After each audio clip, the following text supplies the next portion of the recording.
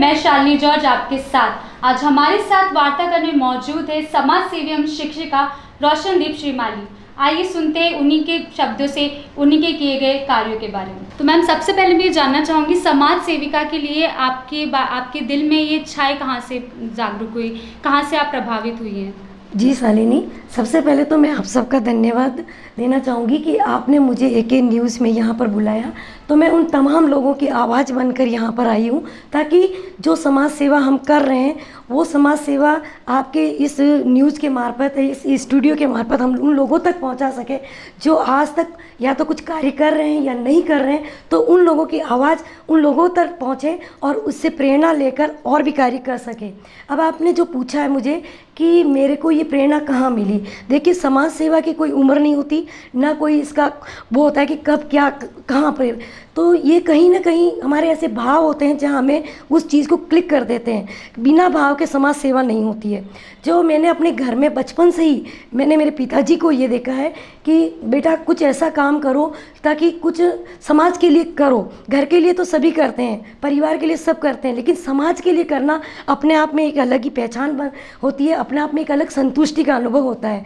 तो जब मेरे पापा को देखा, एक जो कि आपको प्रेरणा कहाँ से मिली, तो बचपन में मैंने पापा को देखा, बाढ़ आ गई थी और उन्होंने मतलब तुरंत प्रभाव से लोगों के घर जाकर पैकेट वगैरह वितरण करना, और उनके चेहरे पर वो खुशी थी।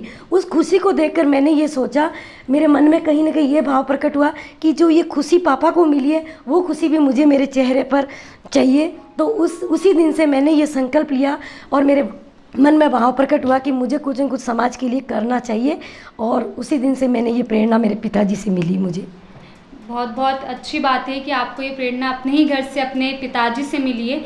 तो मैम, मैं ये जानना चाहती हूँ कि और कौन कौन सी संस्थाएं हैं जो आपके साथ जुड़ के अभी इस समय में आपका सहयोग दे रही है समाज सेवा करने के लिए? जी शालिनी, मेरे साथ में जब हम लोग कार्य करते हैं, कोई अच्छा कार्य करते हैं और उसको हम सोशल मीडिया के मार्फत प्रकट करते हैं, तो कई लोग हमको उस कार्य को देखते हैं। इसी कार्य को देखते हुए मेरे साथ में कई संस्थाएं जुड़ी, जिसमें अंत्योदय उदयपुर की संस्था, फ्रीडम हैंड जयपुर, आस्था जयपुर और लॉयंस क्लब आस्था अजमेर, श्री प्रज्ञा अजमेर और ज्योतिर्गमय संस्थान पुष्कर से, और भी कई संस्थाएं हैं, आशा चैरिटेबल ट्रस्ट दिल्ली, और इस तरह कई संस्थाएं हैं जिनके साथ में मिलकर मैं ये कार्य कर रही हूँ और उन लोगों तक पहुँच रही हूँ।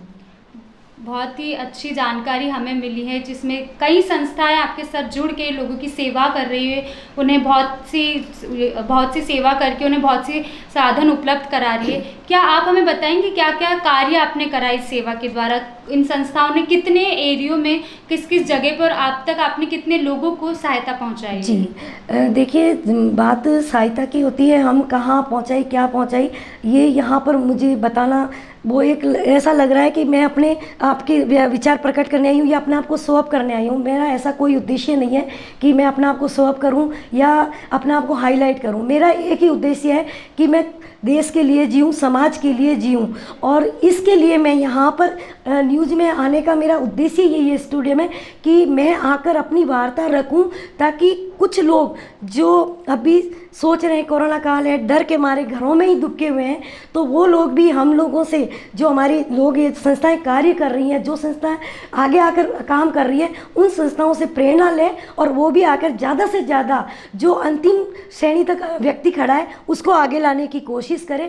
तो बहुत बहुत शुक्रिया। इसके अलावा मैं आपसे पूछना चाहती हूँ, जैसे कि हमने सुना है कि आपने विश्व स्तर पर भी भारत को प्रेजेंट करा भारतीय कला और संस्कृति के रूप में, तो उसके बारे में आप हमें थोड़ी जानकारी देना चाहेंगे? जी शालिनी, मैं वैसे पैसे से एक शिक्षिका भी हूँ, शिक्षिका के साथ में भी मैं स्काउट गाइड कैप्टन भी हूँ। तो स्काउट गाइड कैप्टन में जो हमारा जो कार्य है वो समाज सेवा तो होता ही है, उसके साथ साथ में जो ग्रामीण बच्चे हैं, जो प्रतिभाएं हैं, उनको राज्य स्तर, राष्ट्रीय स्तर और अंतर्राष्ट्रीय स्तर पर ले जाकर उन प्रतिभाओं को सहभागिता कराना अपने आप में एक स्काउट गाइड का अलग ही काम है। तो उस दौरान मेरा जो मैं जोधपुर में पोस्टेड थी धवा में, तो उस दौरान थाईलैंड का एक इवेंट आया था, उसके बाद में नेपाल का इवेंट आया था।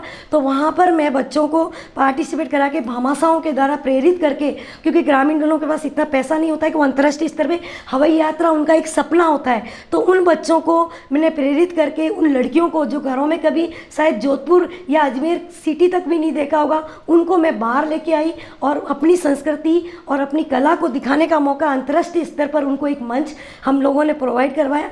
तो मेरी जो स्काउट गाइड की एक गतिविधि है, उस गतिविधि के मार्फत मैं वहाँ गई और अपनी कला और संस्कृति को वहाँ अपने अच्छे से प्रकट, भारत को रिप्रेजेंट करके और भारत को हम जीता कर वहाँ से आए।